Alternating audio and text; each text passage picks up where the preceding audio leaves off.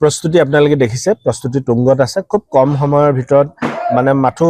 4টা দিনৰ ভিতৰত এই অনুষ্ঠানভাগ আয়োজন কৰিব লগা হোৱাৰ কাৰণে অলপ দিনে নিশাই কাম কৰিব লগা হৈছে কিন্তু খুব সুন্দৰভাৱে প্ৰস্তুতি চলিছে ভালকৈ কাম হৈ আছে আৰু ভালকৈ হৈ গৈ থাকিব আমাৰ কথা হ'ল যে আমাৰ সমষ্টিৰ খোৱাং সমষ্টিৰ গাঁও আৰু বাগিচা বস্তি অঞ্চলৰ পৰা প্ৰায় 23 সহস্ৰাধিক মহিলা মুখ্যমন্ত্ৰী মহিলা উদ্যমিতা আঁচনিৰ যোগেদি 10,000 টকাকৈ চেক প্ৰদান কৰা হ'ব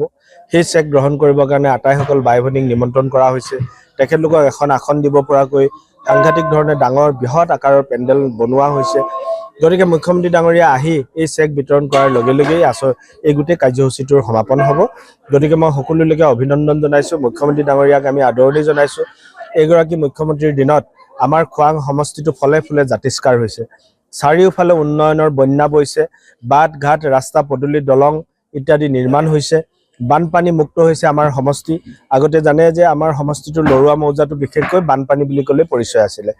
কিন্তু আজি সেই লৰুৱাটো বানপানী মুক্ত হৈছে সকলো ফালে এটা সুন্দৰ ব্যৱস্থা গতিকে এনে ধৰণৰ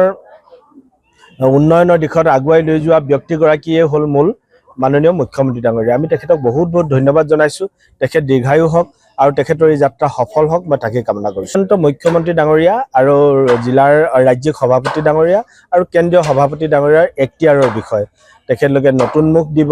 পুৰণি মুখ দিব কেনেকুৱা ধৰণৰ দিব হেতু তেখেতলোকৰ এখতিয়াৰৰ বিষয় এই ক্ষেত্ৰত মোক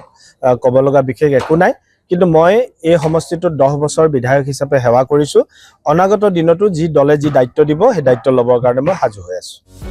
যিকোনো খবৰৰ বাবে যোগাযোগ কৰক আমাৰ এই নম্বৰত